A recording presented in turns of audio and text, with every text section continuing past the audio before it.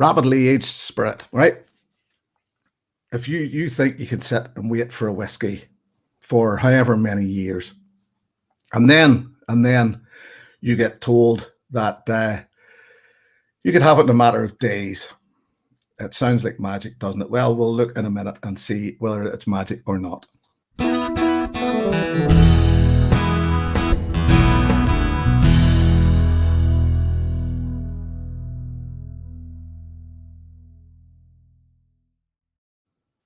Yes, I'm back. It's been a while, folks. I apologise. I should have been doing a live feed in April, but something had a bit of issue in the family and couldn't do it, so it just didn't feel right to do one in April. So what I'll do is, this is the first one in May, and I'll do another one in May later in the month.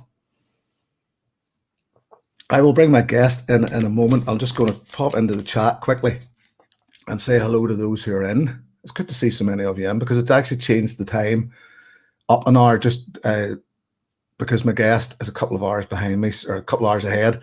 So I just wanted to help out a bit. So Greg's Whiskey Guide's in. Greg, good to see you, my friend. Whiskey Works Graham was in earlier. I think he's going to catch it another time. Vaccine's draining him a bit. I sort of feel your pain, Graham, but thankfully I didn't actually have any bother with it. Drams and Draws, Tony is in. Good to see you. Mark Slinger's in. How are you, my friend? Oh, pardon me. Neil Laverty. How are you, buddy? Multi-mission Menno, good to see you. Lee J. Brown, Petehead Frank. Let me see. Richard D. New, all the way from Ontario there. And just down the road at the same time. So yeah, good. Jeff Whiskey. Good to see so many of you in. Peter Box. It genuinely is good to see so many of you in and supporting this tonight, because it's not whiskey, is it, that we're talking about? Sorry, Frank is actually just coming on the super dry jacket. Is that a statement for no drinking tonight? No, Frank, they'll be drinking. But yes, it's one of those subjects that some might find a bit of a touchy subject. Not whiskey. This is the whiskey novice. This is the whiskey community. So what are we talking about? Rapidly aged spirit. I had heard of this mythical thing. I had seen ones doing it. And then Vin PF put out a video where he was chatting to these guys. And then these guys contacted me, which I was very happy about, and on Vin's recommendation. So that was very kind of Vin. And without further ado, let's just get our guest in. It is from EtOH, Mr. Alexander Bizra. Where did you go now? We'll see what's going on. There we are. I don't know how I actually managed to take you right out there, Alexander. Apologies. Yeah, that's okay. Hi, everyone. Hi, Jim. Hello and welcome from Denmark, yes? Yes, Copenhagen. Copenhagen. Thank you very, very much for joining me. As I said there, I was aware that this was happening, this rapidly aging of spirit. Wasn't aware that it was something that was in production. But as you and I were discussing prior to this, it looks like as if you guys, EtOH Spirits, are the first ones to actually put it into production. Put it in production with Ultrasound. Yes. Yes. Some big guys in the game already, like Lost Spirits, Cleveland Whiskey. They've been doing it for a couple of years in USA. Mm-hmm. But everyone uses different technique. Yeah. Like Lost Spirits is a photo degradation, so they mostly play with the light. Cleveland with the pressure. So let's say we all trying to specialize in something. Well, yeah, you're 100% right that we should. And I'll actually, this is you and your team at work. It's something that we should, of course, state that this is very much your way of doing it. And really, as you said there, we're looking at ultrasonic and temperature, really, isn't it? So I would say the heart of the whole project is ultrasound, but this only provides you with the extraction of wood. But extraction is not the only thing. So we have to think about increasing the rate of the reaction and adding some oxygen to catalyze the reaction as well. So there are plenty of parameters which you have to add, but ultrasound's the main one, definitely. So briefly, if you can, I know it's not Yes. Because as Greg says, not sure understand well, and he's right. Now because I've done sort of a wee bit of homework on this, I have a rough idea of where you're going. As I said to you, it's I was going to say it's not rocket science, but to a certain extent. So could you briefly explain to us what you are doing? It's not whiskey. You are very clear about that. What is it? Yes, so maybe let's start from the beginning. So first we have to get our hands on new make spirit, the raw spirit. And as we are not a distillery yet, we have to supply it from somewhere. So we decided that Scotland would be a pretty safe bet. They have okay whiskey, let's say so. So through Dutch company, we supply new make spirit. They send us many samples, we decide which we like, and then we have our base. Then we match it with the barrel, and our process begins. So we have the big reactor where we can place our spirit, and in there we can place our wood. So as I mentioned, the heart is the ultrasound. It's a like you can know ultrasound from the cleaning baths. So it's pretty much like this. It's just a big rod. Yes, exactly. This is the reactor. Yes. So the big reactor there, we put our spirit, and you can see there is a wrapped thing on the bottom. So that's the casket where the ultrasound rod comes in, and we can place there some wood cubes or wood chips. So that's where the extraction happens. Right. Okay. At the That's right. beginning, we used to also put the staves into reactor, like the whole staves. But now we can see we don't really need to do that. Like Is that because I yes. remember you saying that was the way you were doing it? Yes, but now it's really not necessary. Because I'll throw this up, but it means very little to me. But I'll bring it up anyway. This is, I suppose, the Yes, engineering schematic behind everything. blueprint. That is, for those of us who aren't terribly sciencey out there, that looks incredibly confusing. But you could see certainly on what was the reactor, as you were explaining it, with the barrel staves. Yes. So That was it. Sorry. So yeah, we used to put the staves in there, but as we don't have the ultrasound there, the reaction which was going on was only the enhanced temperature on a stave. And as the stave has two sides, the inner side was giving pretty good flavors because it touched other spirits for many years, but the raw side was giving some like unpleasant and harsh flavors to the whiskey. Yeah, the better note coming off it, I suppose. Yeah. And it's also very hard to char or toast the whole staves in our current equipment. So it's just easier to cut off the stave. And actually we use one stave per batch, maximum two. Oh. So that's a very small amount. Yeah, and that actually almost answers one of my questions that I was going to ask. Can you use the stave again, or do you even need to then? As I mean, if it's one of those things that it's maybe for barbecue, but to be honest, to reuse it, it's pretty exhausted after the process. I believe we really extract everything from it.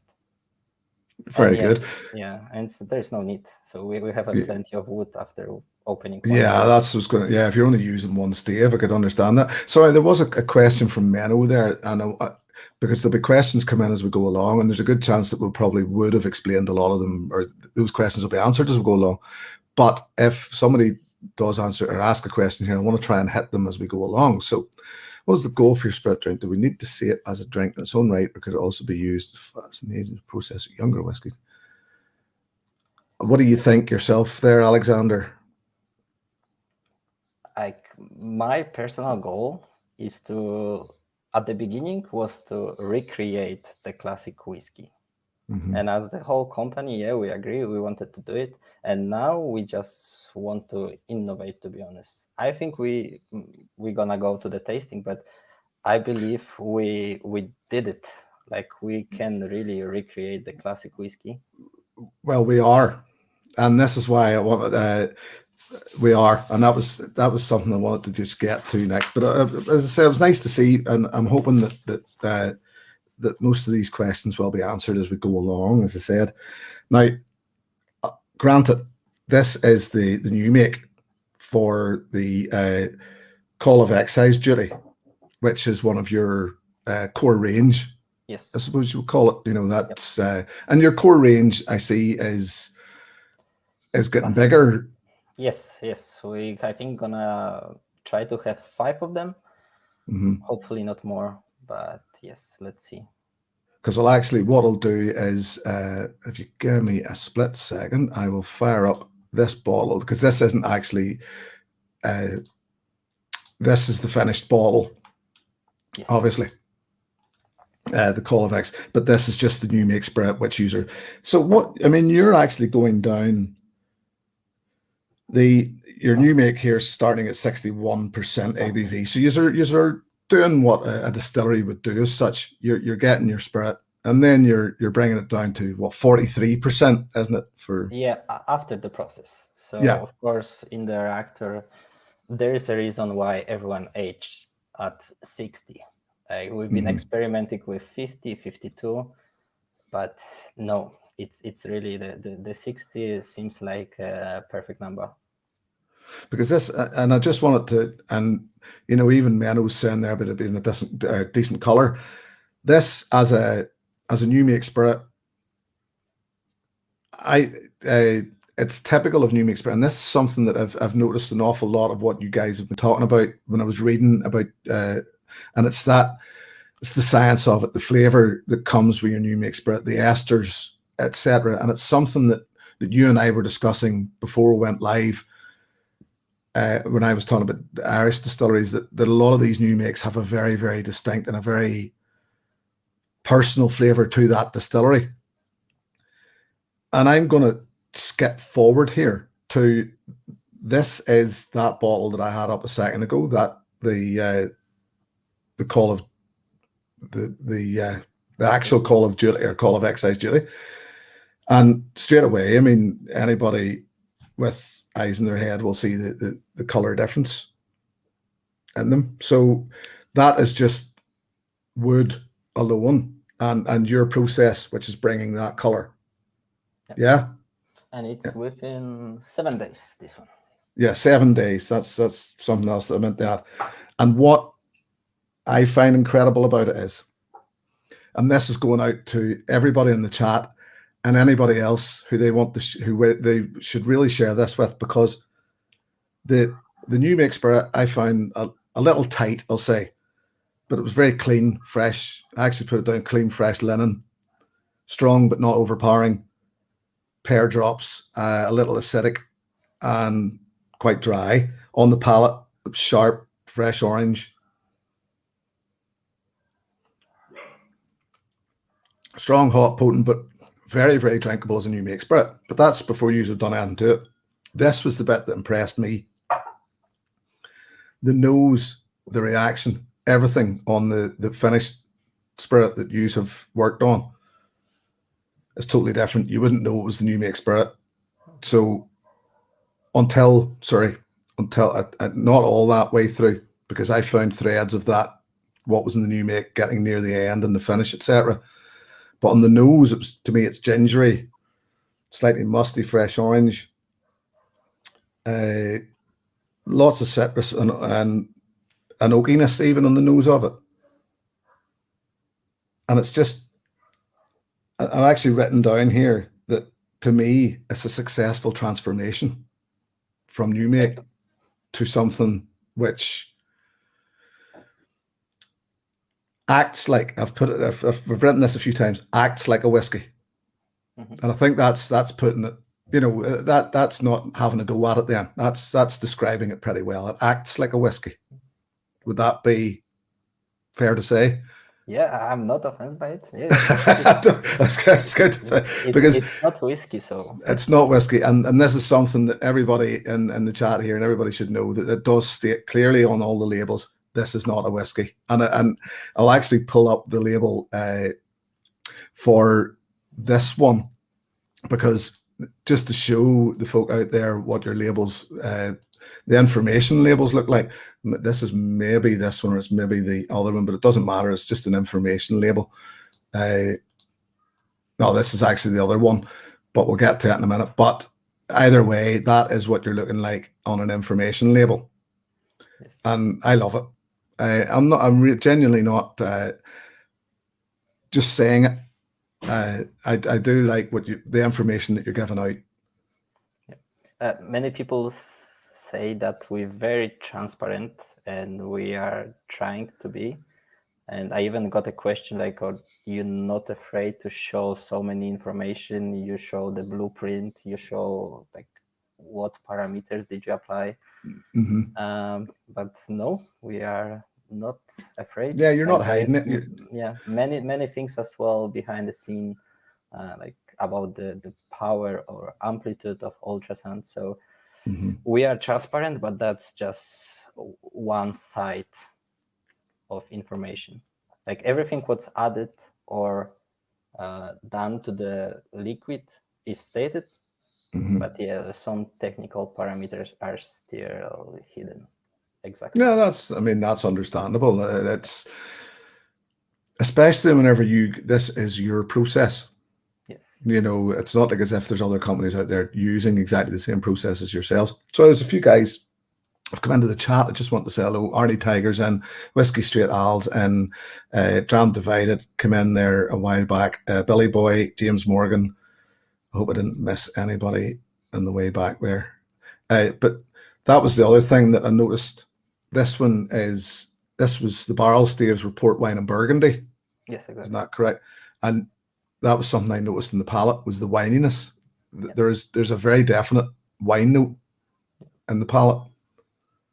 Yeah, it's definitely port coming in front. Even the color is very like ruby. Yeah, so. But it's a credit to you. I'll put it like that. It definitely is that it's something a little different. It's not whiskey, but it acts like whiskey.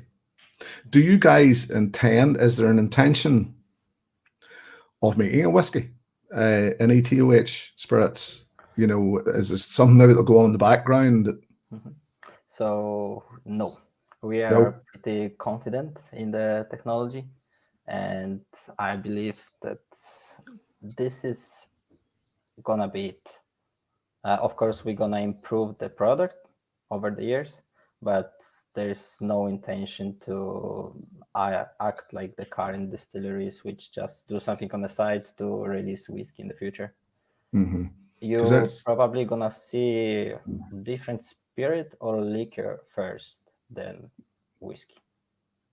Because that's some there. Menno's saying again that, and he is playing the devil's advocate here. I think Menno's speaking for the whiskey community, that you and I did say this prior to going live, that I think that the whiskey community will still look at this a bit and simply say, look, but it's not whiskey, you know, it's not, but you're saying it's not whiskey. It's not, you know, and as you and I said prior to this, I think all this would take is one good cocktail in a bar to be made, and you did say that there's stuff going on in the background, and this spirit of yours could take off overnight, because there's always room for more. And it's funny with the reception, because we really didn't have any hate from people who tried it, but from distributors to which we tried to sell it, they've been hanging out on the phone. They said like, we don't want this. It's not whiskey. We don't want it. They didn't want samples. It must be incredibly hard to sell to those when it doesn't have a pigeonhole, really, you know. You have to go to smaller distributors. Like Mhm. none of the big guys really cared enough to even try it, which is a bit sad. But I mean, It's a shame because it's not like as if you haven't put the effort in. yeah, Neil Laverty, sorry, just asking. I think, Neil, price range, I think it looked around UK wise, it's around about £50 a bottle, I yeah. think, isn't it? That'd be I right. checked Yeah. it before to check it. 52. Yeah. I thought it was something 60 like that. euro. Yeah. And honestly, you're getting stuff here, you're getting liquid, which, although it says it's not a whiskey, it still acts like a whiskey. I really hope, and I mean, we're early days here talking. I'm not looking rid of you yet. I want to say it now that I really hope that it does get a chance to get out there, because as I mentioned earlier on, I just think if bars could pick this up, it would give people the opportunity to at least try it. Yeah. Because you and I know that in most cases, people don't want to spend that sort of money maybe to buy something that they've never tried before. But how do you ever learn? You know, and as we also said earlier, as I said to you earlier, if an S coffee hadn't been picked up on a still, nobody would ever, or whiskey would probably be a very different thing. So I think innovation still needs to be about. It's been a long time since the whiskey world has been shaken up, and it might take something like this to maybe shake it up a little. Yeah. I mean, we even have been thinking if we should decrease the volume of the bottle to cut it in half to 350 mils. Mm-hmm. But my boss Tobias has this vision that it should be a drink which you enjoy, and it's not just hidden on your shelf. That's the one and just for you, and no one wants to drink it because they can see that it's just a small bottle, probably rare. It Yeah. should be something which you enjoy and drink daily. It's to say it's a novelty. It is a novelty, but it's a novelty that should be, as you say, talked about. That's the one that I've been describing this to friends in the business. I'm not in the business, but explain it to friends who are in the business, and they want to know more. Their interest is piqued because they'd never heard of it, as most of us hadn't. And it would only remain a novelty for a while before people actually realize that it's not just a knockoff. It's not something pretending to be something else. It's a genuine thing in its own right. Yeah, exactly. And we are able to do things which during the classic aging you are not able to achieve. That's what I'm sure about. So we all can only gain something from our experiments. Mm-hmm. Sorry, Frank had said something there. It's novelty welcome with enthusiasm. Well, you see, this is the thing. It's just going to take a while, isn't it? Yeah, I mean, but it's really, I could see progress now from 4 months because we just started at the beginning of the year. It just made better and better. And the bars just opened in Denmark last week. Mm-hmm. And we have a great reception from bartenders. So I'm very happy. That's excellent. We were also talking earlier on about, I had asked you the question before we went live about batch variation, and you said that you're getting it. You've pretty much got the process nailed down. Yeah. That you're going to get bottle for bottle, technically. Yes. If I do a good job and I note everything on the way with the parameters and the things which I add, I'm able to recreate exactly the same spirit every single time. Excellent. Excellent. I'm actually going to move on this one now. I did say to you earlier before I went live that for me, to my palate, some were better than others. This is the Arbeid. Did we say Arbeid? Arbeid? Yeah, Arbeid. which means you said it's work, isn't it? Or Yes. and actually, and you know, this is the thing. Since I did my tasting notes, it's actually got better. So this was the label that we were actually looking at earlier. So this is a malted. This is a peated barley. Yes. New make spirit. So yet again, you aren't scared to experiment with the classics. Yeah, so the first thing, we just want to show everyone that we are able to recreate the classic whiskey. That's why we launch the range of classics in our perception. So just that you can see that they are, yes, they have a technology to do it, and slowly we're moving to some crazier stuff. Because I think that's, if you would get it with some other Islay whiskey during the blind tasting, I don't think you would pick up that that's not Islay. Do you know, I agree with you. I do agree with you. When I did my tasting notes on this one, straight away I found it a little, and I'll be totally honest with you, I found this one a bit bland. And you see, now that I've opened it, poured it, first thing I get in there, and it's 100% better than what I got whenever I was doing my tasting notes. It seems to have come to life now. I don't know whether it's been sitting longer tonight, poured, and it's just got a chance to open up. But that, I'm going to say, almost like a rubberized peat note that I would get from certain Islas is there. Yeah, some people got like double char. Like you had a char of burnt wood, but also the peatiness of the spirit. There's some, sorry, Billy Boys fired in. I mean, obviously, you wouldn't chill filter around. Everything's just. Yeah, no, we don't. It's all natural as it is. So no coloring. We use wood, and we catalyze it with some acid, and that's it. What we add. Sorry, there's another one, and this is a thing is going to raise its head, unfortunately, an awful lot. That it is hard to understand, Greg. And I would be in exactly the same position as everybody else here had I not tried it. And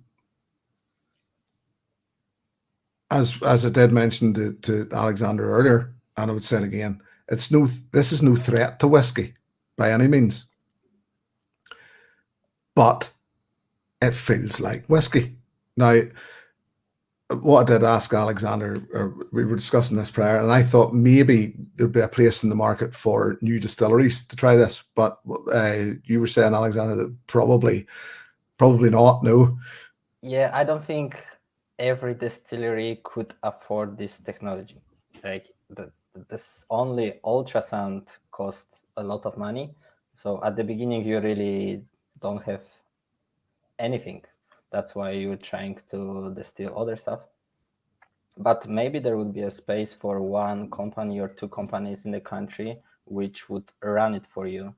So you could also even test if your whiskey which you plan to do is gonna come out as you want. Actually, now I cannot say with which distillery, but they are shipping us their new make spirit, their barrel, and we're gonna compare our products and probably release it to the market at the same time. Yeah.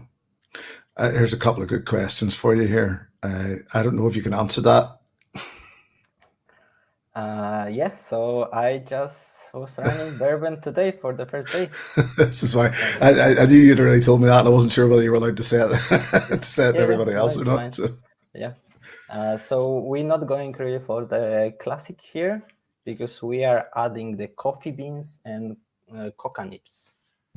So it's gonna be hopefully slightly different than your classic bourbon. True. Sorry, there was another great question from Frank there. And Frank,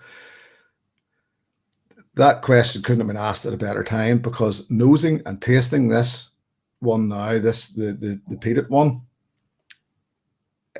is a young and I'm saying a young, and he's asking for me personally, it's a young Bowmore, 5 to 6 year old Bowmore, I would say is what that is like.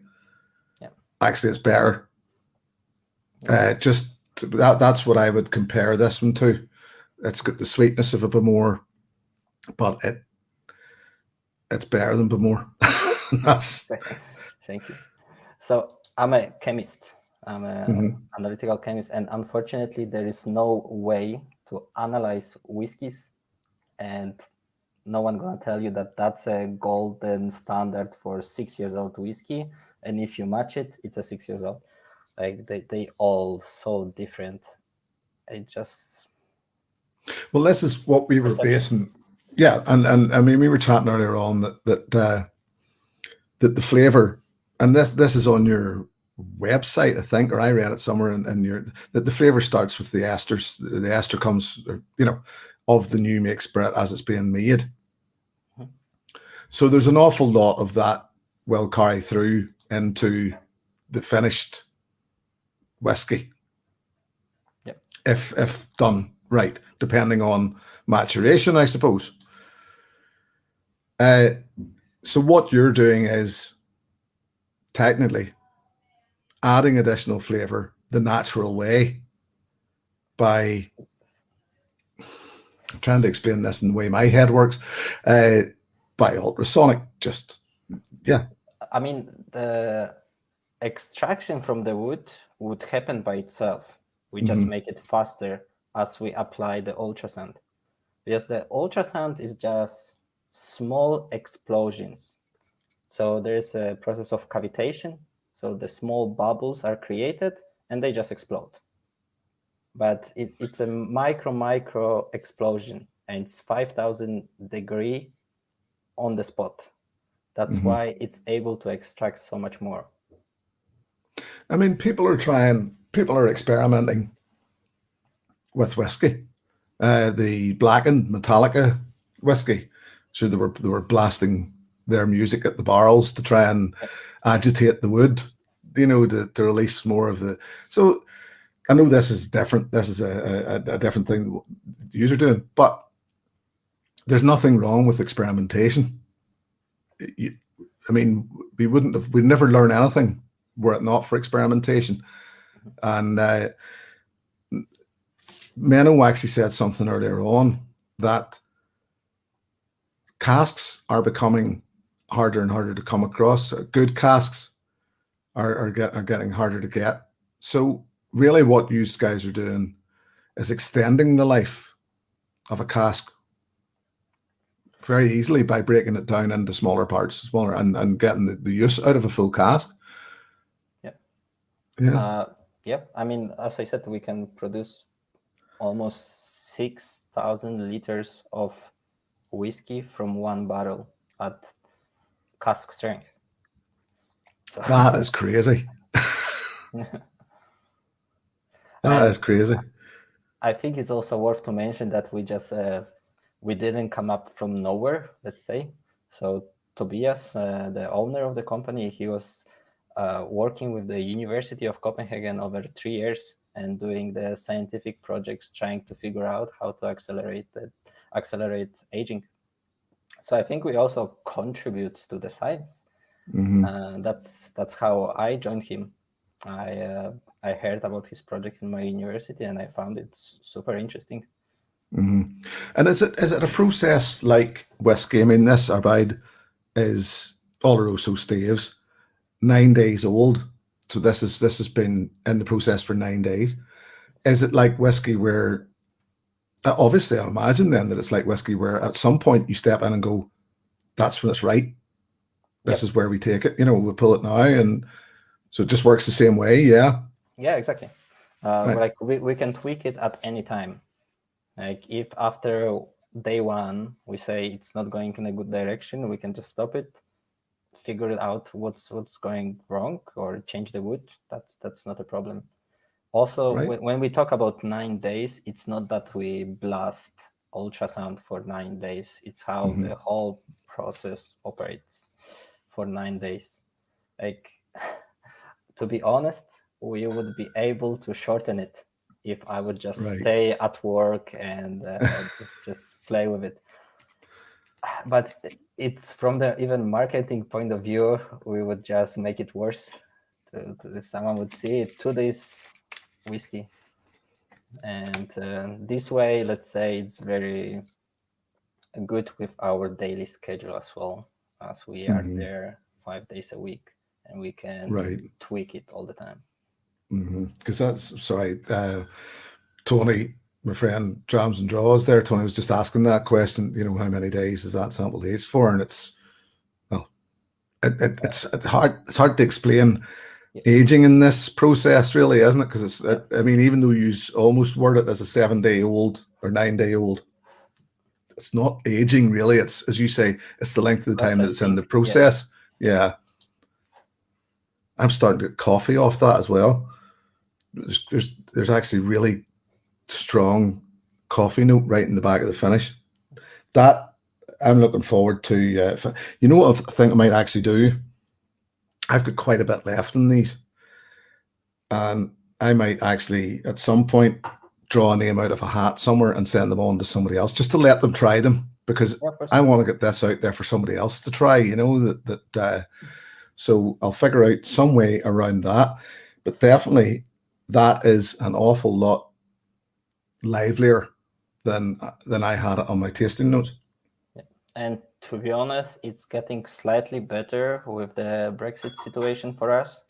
We can see that the samples going through seamless now.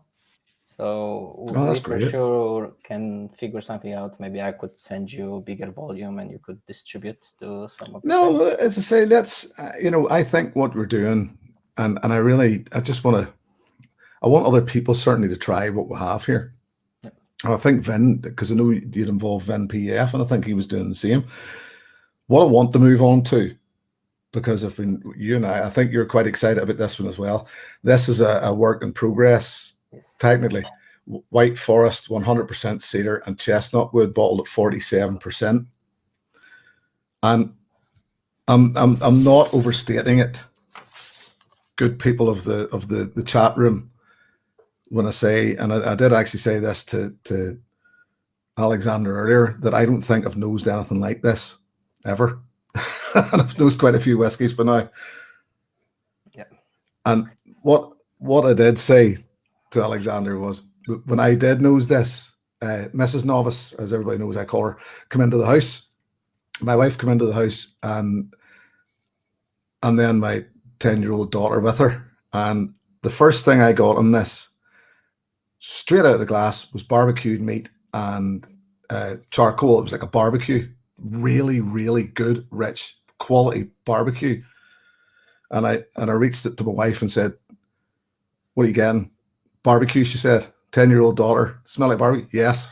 So, but it was the fact that it didn't remain. It went barbecue, and then all this fresh lemon come out, and then it got slightly medicinal. So it was getting like an antiseptic cream almost. Clove, what we call clove rock here. It's just the harsh sweets and cinnamon. And I've written down in my notes that I just want to live in the nose and see what comes next, because it just keeps firing something new at me. There's everything. It's quite a mess. It's not, but it's not. It just, to me, it works so well together. It's absolute quality. It is like a genuinely good. This is to me the best of what you sent me. Easily. It's quite phenomenal, and I'm not just saying that. I mean, I know that makes it sound, maybe there'll be those that will go, "No, it's not as good as that," but I love it. We're quite hesitant with it because we really get 50-50 reception. Like some people just straight hate it. Right? Yes. Yeah. It's just super intense for them, and they just can't drink it. It's the palate is incredibly strong at 47%, in that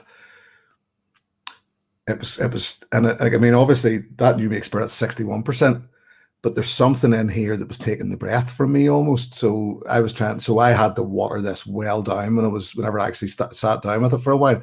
Neat, I could drink this, but it just feels an awful lot stronger than 47%. So yet again, when I do that, or if I sit down with a whiskey and it does that, I often think that whoever's created it is to be applauded because they've made it do something that nobody else, it's 47%. So how is this feeling an awful lot stronger than 47%? So what you're getting then is a good whiskey, more yield, or a good spirit, more yield, but making it feel like as if it's stronger than what it is, Yep. And The I palate. think it's nice to give some background as well, because the cedar and chestnut, by Scottish law, you cannot use it for a whiskey. That's right. It You has can to be oak. only Yeah. oak. Yeah. In Ireland, yes, you can Yeah. use it, but usually people don't use it through the whole aging because it's very porous. So the angel share would be just crazy with it. And in our case, we have a closed system, and we can use literally any wood. We can go outside and collect some wood and just run it into a reactor. So Right. that's a big benefit of our method. That yes, we are able to test every single one. That, as I said, I just think it's incredibly clever. What age or how long is that in the process? Just out of curiosity. That was actually the longest one. It was 14 days. Right.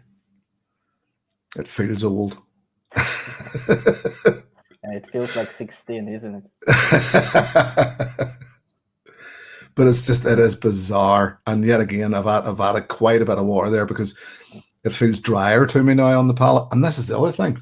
There's the 4 spirits I'm trying again. Yeah. And It's pretty much quite bitter at the end as well. But it's like grapefruit bitter. It's not. Yeah. I don't like, and pretty much anybody in here that watches my reviews will know that I don't like a bitter finish on whiskey. But that there's like a grapefruit bitterness that it hangs around at the back of the palate rather than going the whole way back and ruining the whole thing. I find that a lot of them, if it's incredibly bitter, it's ruined the whole experience for me. But the bitterness in that hangs around on the tongue rather than going, all the way in with the rest of the whiskey. And it's changed again. It's become more fruity, limey, and I think I actually had it down here as like chili and lime together. And I don't think I mentioned to you which base is it on. So that's actually the rye whiskey and Right. Yes, and the malt, peated malt. Oh, 50-50. That's because I could actually, I think I did read somewhere about something about 50-50 and something. I can't remember what it was. And it's weird. I can't actually get that. I can get that hint of peat in that. Yeah. I think this barbecue comes from this peatiness. But that is just, yeah, definitely lime, citrus, chili, more clove. It's quite incredible. I will go as far as to say that when, and I think you should put that one into production, definitely. When that one goes into production, I'll be looking for a bottle of it. Because it's just, that is, it's like a whiskey experience, but it's not like a whiskey experience, that one out of them all. The rest of them, I could say, yes, I could put them in a slot along with a specific whiskey. I could nearly pick out a whiskey and say that that's what it tastes like. But this one, no. It's still a spirit. You still get that spirit. You can still, as I said, you can still pick out a peatiness. There's still the barbecue sort of thing. But it does other things that I've never tasted in whiskies, and they're good things. And it's oily. It's thick. It's picked the good stuff out of the spirit.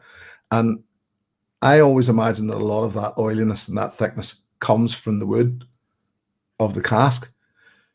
So you've obviously managed to extract something, the wood extraction is there and is noticeable if it's still got an oiliness in the palate. So that's actually the whiskey where we use the most of energy in total with the ultrascent. So Right. definitely can come from the wood. Also, it's so hard to find any material about cedar and chestnut because no one uses it, so you don't really know how it's gonna behave. Like, True. surprisingly, chestnut was very similar to oak, but the cedar, I had so many problems to just make it work. You said it's quite porous. Yeah, but at the beginning, I just had trouble to extract any flavor from cedar. Uh-huh. Yeah. Yeah, No, I mean, it's not the big secret. So no, but I can understand what you're saying, that there's nobody to use as a benchmark there because they're not allowed to use it in Scotland. They're not using it in Ireland. Often, I think there is, as you said, there's probably maybe finishes have been used somewhere, and it's nice. I mean, the some of the new, I know that some of these new Irish distilleries, and as you and I yet again were discussing earlier, that they're a lot of them are using sourced new make, but they're maybe finishing them in different woods. I certainly know Brendan at Cologne Distillery tends to mess about with them just to try different things, but no, that's a weird experience, but really good weird. I like that. And for me, the biggest question making this whiskey was how you toast the wood. Yes, of course, it doesn't behave like oak, so you can easily over toast it or you don't toast it enough. You don't know. Without chemical analysis, like, we have no idea. Like we know how long to toast oak because of years of experience plus studies which show that these compounds are being yelled at these levels, and with this it's just a mystery. Yeah, because I suppose, as you said, I mean, that's the thing I didn't take into account there, that you guys are toasting the wood yourself, because you obviously can't buy these casks, so yeah, I didn't factor that in, that you're doing something. There's another move, another position you guys are taking that's something totally different. Do you think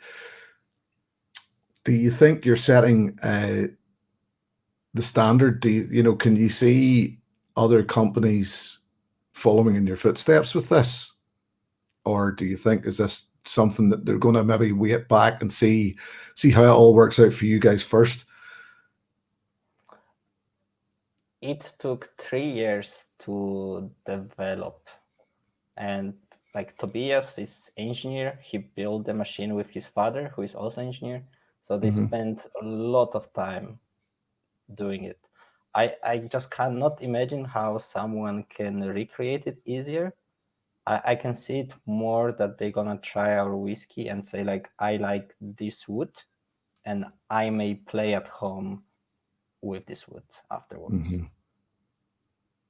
Because, like, at the end of the day, you don't really need to age in the cask of cedar or chestnut. You can just use chips or cubes, which you just immerse in the barrel for years.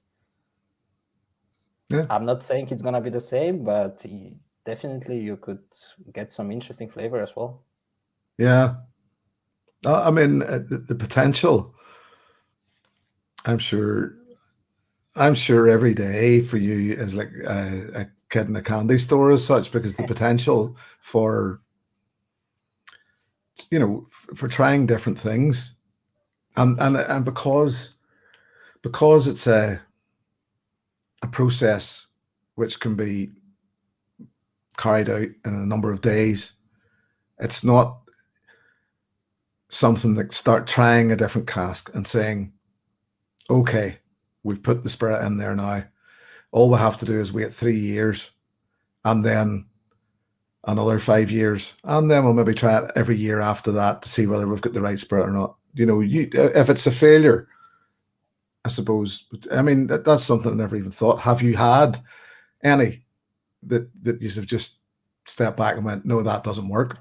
No, not yet. I mean, No. we started to doubt the White Forest because it was so different and so weird, and some people found it not drinkable, but other people love it. So yeah, this one was the first one when we've been like, okay, maybe we have to change something. So that's on hold. But other than that, for now, it was, I would say, easy. I don't know. Yeah. I think we're just lucky until now. Well, I hope it continues to be that. And I wouldn't, if it were me, I wouldn't change a whole lot about that cedar. I genuinely, it literally, when I nosed it at first, I couldn't believe it. I just couldn't believe that it was so different. You know, because I'd never, as I said, never nosed anything like it. And I've never nosed any whiskey that smelt so much like a barbecue. I'd never smelled anything like, other than a barbecue, that smelled so much like a barbecue at first.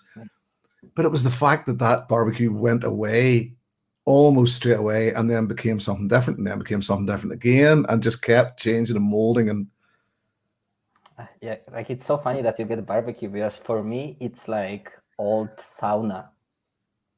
right. Yes, because they also often use cedar wood for saunas. And Yeah, it's just to just get this, yes, this flavor is very similar for me to sauna. Sorry, there's another question there from Frank. I mean, Frank works with a bit of wood. He likes to do a bit of wood shaping. Have you thought of using wood shavings? I mean, we tried everything from staves to cubes to chips and to ash. And for now, I can really see that for me, it's the easiest to work, and the best result was achieved with cubes.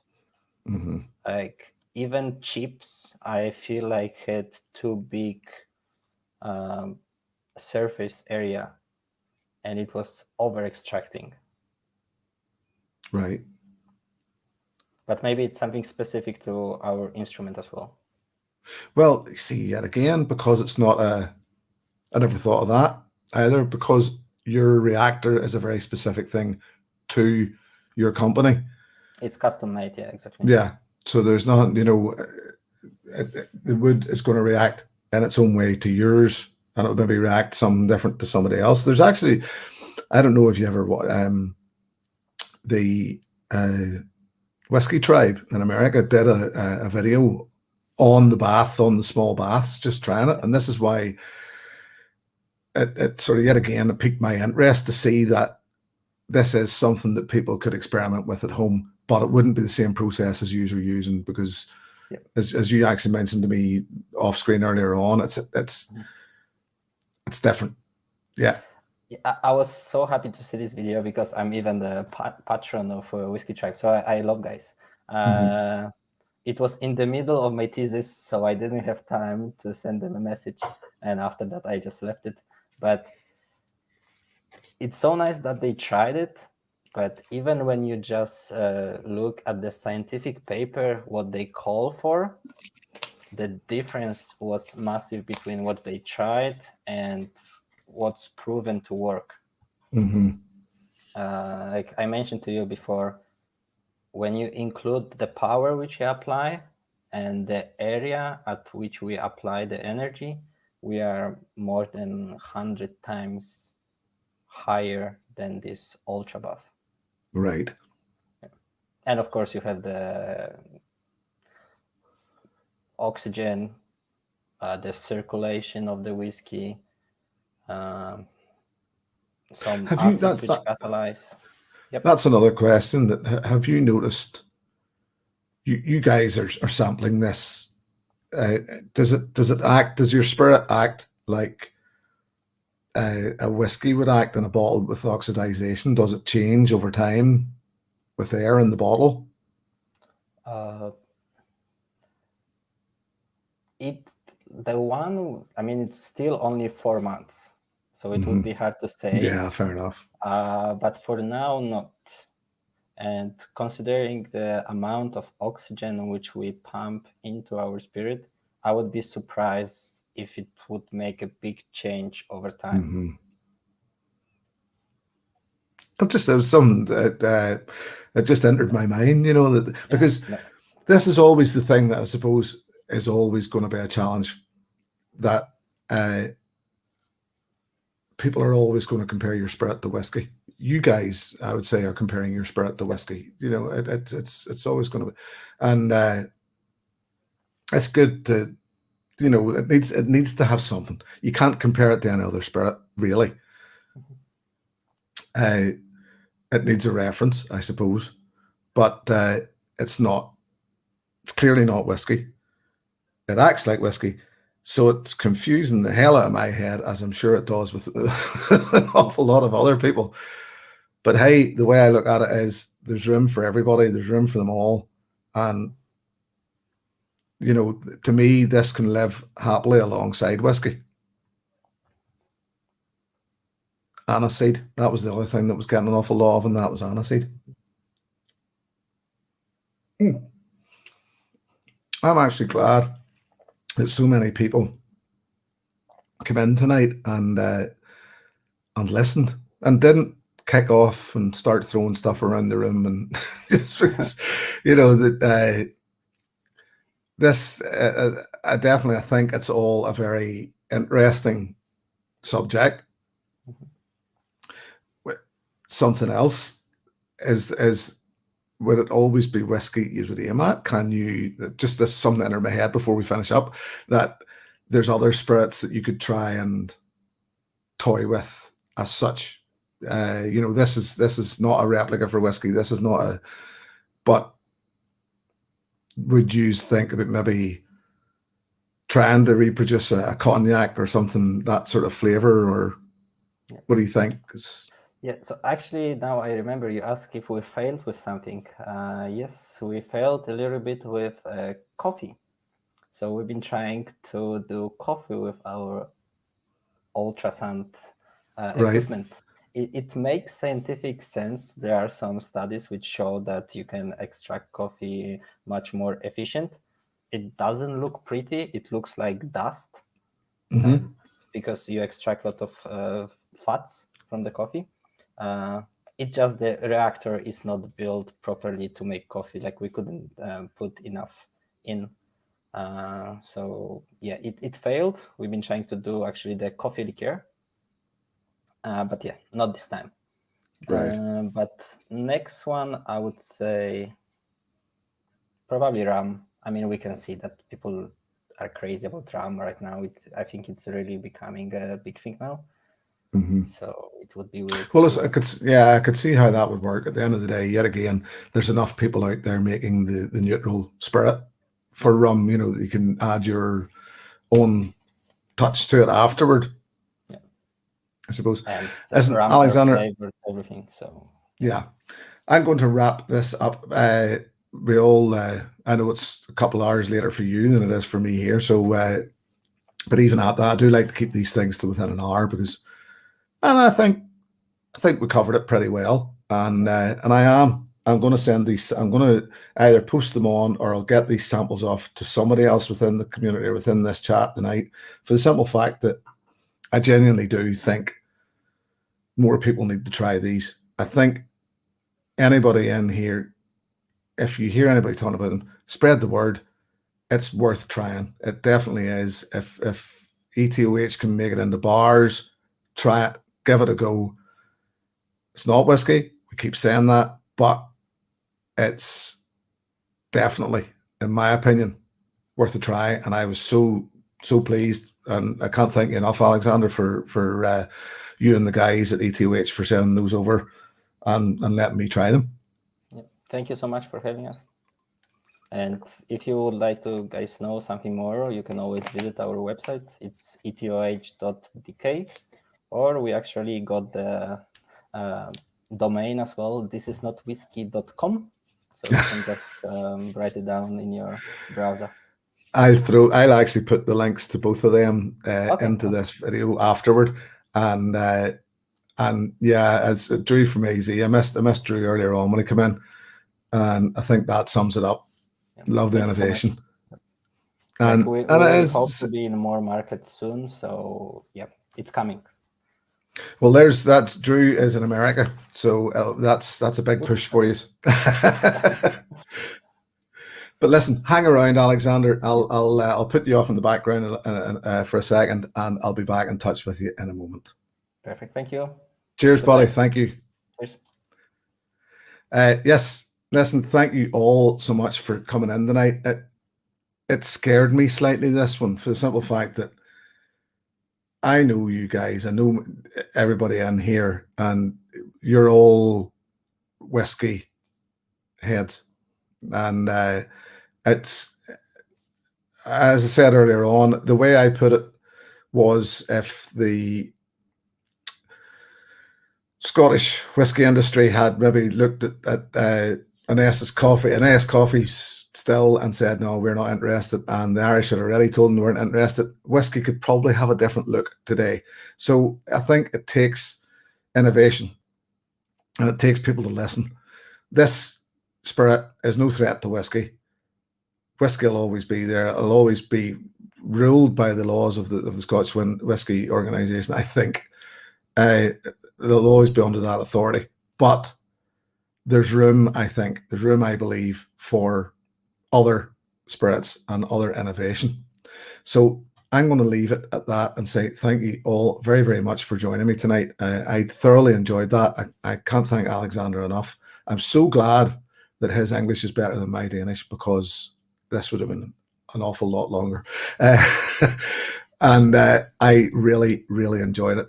I'll be back in about 2 or 3 weeks, certainly within the month of May again, for another Jim's Monday Malt Samples. And I look forward to seeing you all then again. Thank you very, very much for joining me. And I'm sure I've got one of these, still got something in it. Here's to your good health. Cheers.